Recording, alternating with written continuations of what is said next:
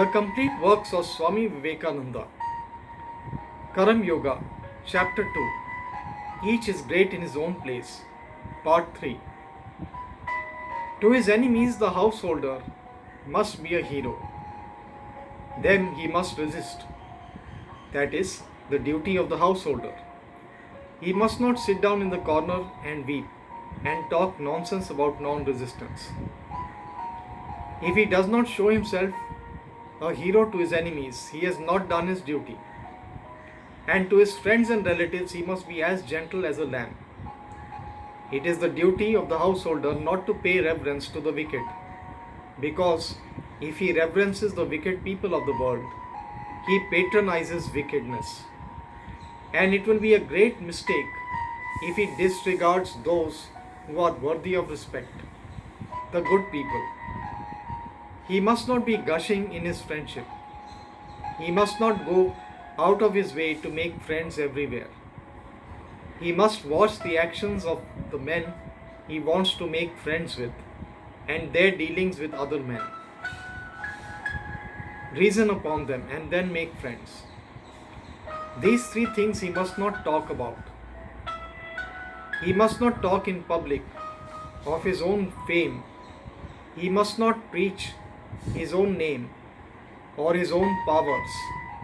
And he must not talk of his wealth or of anything that has been told to him privately. A man must not say he is poor or that he is wealthy. He must not brag of his wealth. Let him keep his own counsel. This is his religious duty. This is not mere worldly wisdom. If a man does not do so, he may be held to be immoral. The householder is the basis, the prop of the whole society. He is the principal earner. The poor, the weak, the children and the women who do not work all live upon the householder. So there must be certain duties that he has to perform, and these duties must make him feel strong enough to perform them, and not to think that he is doing things beneath his ideal. Therefore, if he has done something weak or has made some mistake, he must not say so in public. And if he is engaged in some enterprise and knows he is sure to fail in it, he must not speak of it. Such self-exposure is not only uncalled for, but also unnerves the man and makes him unfit for the performance of his legitimate duties in life. At the same time, he must struggle hard to acquire these things. Firstly, knowledge, and secondly, wealth.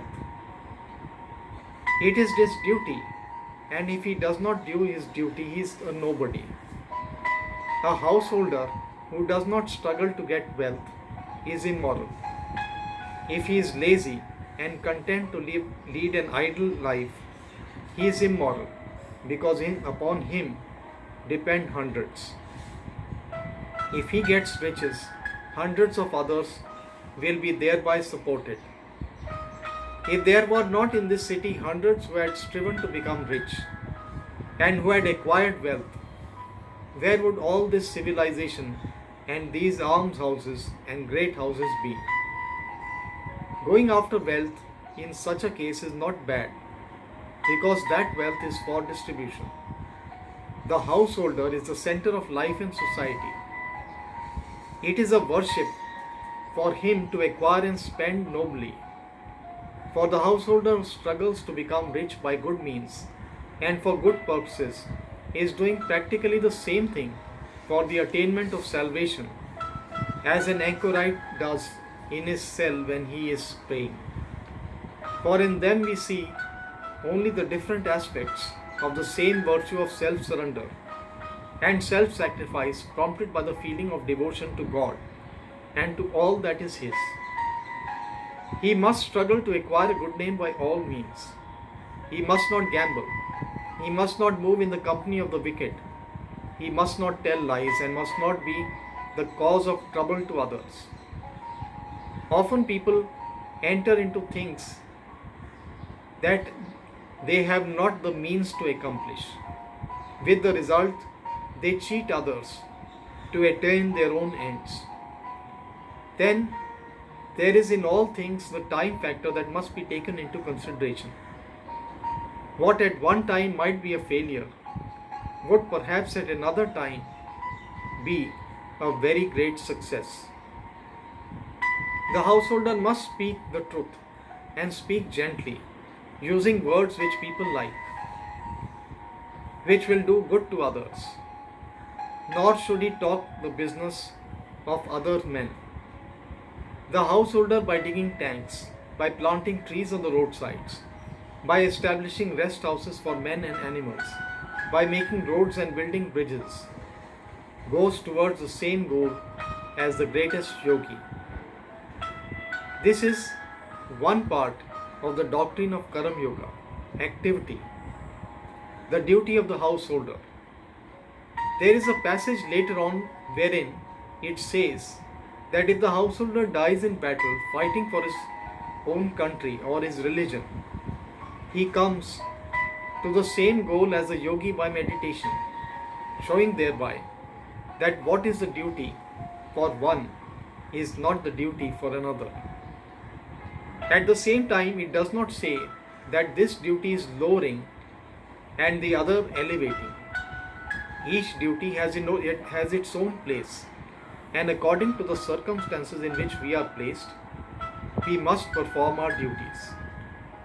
One idea comes out of all this: the condemnation of all weakness. This is a particular idea in all our teachings which I like. Either in philosophy or in religion or in work. If you read the Vedas, you will find this word always repeated: fearlessness. Fear nothing. Fear is the sign of weakness. A man must go about his duties without taking notice of the sneers and the ridicule of the world. If a man retires from the world to worship God, you must not think that these people who live in the world and work for the good of the world are not worshipping God. Neither must those who live in the world for wife and children think that those who give up the world are low vagabonds. Each is great in his own place. This thought I will illustrate by a story. A certain king used to inquire of all sannyasins who come to his country, which is the greater man, he who gives up the world and becomes a sannyasi, or he who lives in the world and performs the duty of a householder. Many wise men sought to solve the problem. Some asserted that the sannyasi was the greater, upon which the king demanded that they should prove their assertion. When they could not, he ordered them to marry and become householders. Then others came and said, the householder who performs his duty is the greater man. Of them too the king demanded proof. When they could not give them, he made them also settle down as householders. At last there came one young sannyasi, and the king inquired of him also. He answered, each, O king, is equally great in his own place. Prove this to me, asked the king. I will prove it to you, said the sannyasi, but you must first come and live as I do for a few days, and I may be able to prove to you what I say. The king consented and followed the sannyasi out of his own territory and passed through many other countries until they came to a great kingdom. In the capital of the kingdom, a great ceremony was going on. The king and the sannyasi heard the noise of the drums and music, and heard also the criers. And people were assembled in the streets in gala dress, and heard also the criers. The people were assembled in the streets, and a great proclamation was made. The king and the sannyasi stood there to see what was going on. the crier was proclaiming loudly that the princess, daughter of the king of that country, was about to choose a husband from among those assembled before her. It was an old custom in India for princes to choose husbands in this way. Each princess had certain ideas of the sort of man she wanted for a husband. Some would have the handsomest man, others would have only the most learned, others again the richest, and so on. All the princes of the neighborhood put on their bravest attire and presented themselves before her.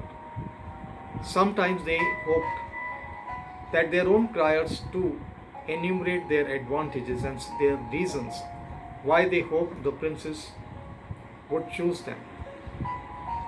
The princess was taken round on a throne in the most splendid array and looked to at and heard about them.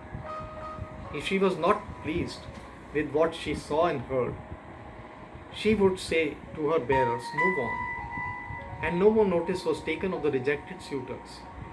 If, however, the princess was pleased with any one of them, she threw a garland of flowers over him and he became her husband. The princess of the country to which our king and the sannyasi had come was having one of these interesting ceremonies. She was the most beautiful princess in the world, and the husband of the princess would be the ruler of the kingdom after her father's death. The idea of this princess was to marry the handsomest man, but she could not find the right one to please her. Several times these meetings had taken place, and the princess could not select a husband. This meeting was among the most splendid of all. More people had come than ever before. The princess came in on a throne, and the bearers carried her from place to place. She did not seem to care for anyone, and everyone became disappointed that this meeting also was going to be a failure.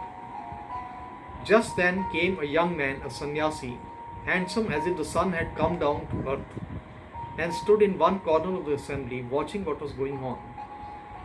The throne with the princess came near him, and as soon as she saw the beautiful sannyasi, she stopped and threw the garland over him.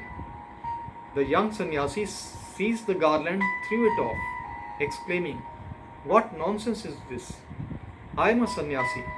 What is marriage to me?" The king of that country thought that perhaps this man was poor and so dared not marry the princess, and said to him, "With my daughter goes half my kingdom now, and the whole of my kingdom after my death," and put the garland again on the sannyasi. The young man threw it off once more and said, "Nonsense, I do not want to marry," and walked off quickly away from the assembly. Now the princess had fallen so much in love with this young man that she said, "I must marry this man or I shall die." And she went after him to bring him back. Then our other sannyasi, who had brought the king there, said to him, "King, let us follow the pair." So they walked after them, but at a good distance behind. The young sannyasi who had refused to marry the princess walked out into the country for several miles. When he came to a forest, he entered into it. The princess followed him, and the other two followed them. Now this young sannyasi was well acquainted with that forest, and he knew all the intricate paths in it. He suddenly passed into one of these and disappeared, and the princess could not discover him. After trying for a long time to find him, she sat down under a tree and began to weep, for she did not know the way out.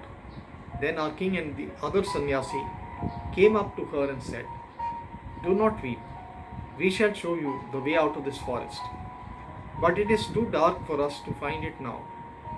Here is a big tree. Let us rest under it, and in the morning we shall go out early and show you the road." Now a little bird and his wife and their 3 little ones lived on that tree in a nest. This little bird looked down and saw the three people under the tree and said to his wife, "My dear, what shall we do? Here are some guests in the house, and it is winter, and we have no fire." So he flew away and got a bit of burning firewood in his beak and dropped it before the guests, to which they added fuel and made a blazing fire. But the little bird was not satisfied. He said again to his wife, "My dear, what shall we do? There is nothing to give these people to eat, and they are hungry. We are householders. It is our duty to feed anyone who comes to the house. I must do what I can. I will give him my body." So he plunged in the midst of the fire and perished. The guests saw him falling and tried to save him, but he was too quick for them. The little bird's wife saw what her husband did, and she said, "Here are 3 persons and only one little bird for them to eat. It is not enough. It is my duty as a wife not to let my husband's effort go in vain. Let them have my body also." Then she fell into the fire and was burned to death. Then the 3 baby birds, when they saw what was done, and that there was still not enough food for the 3 guests, said, "Our parents have done what they could, and still it is not enough. It is our duty to carry on the work of our parents. Let our bodies go too." And they all dashed down into the fire also. Amazed at what they saw, the 3 people could not, of course, eat these birds. They passed the night without food, and in the morning the king and the sannyasi showed the princess the way, and she went back to her father. Then the sannyasi said to the king, "King, you have seen that each is great in his own place. If you want to live in the world, live like those birds, ready at any moment to sacrifice yourself for others. If you want to renounce the world, be like the young man to whom the most beautiful woman and a kingdom were as nothing. If you want to be a householder, hold your life a sacrifice for the welfare of others. And if you choose the life of renunciation, do not even look at beauty and money and power. Each is great in his own place. But the duty of the one is not the duty of the other."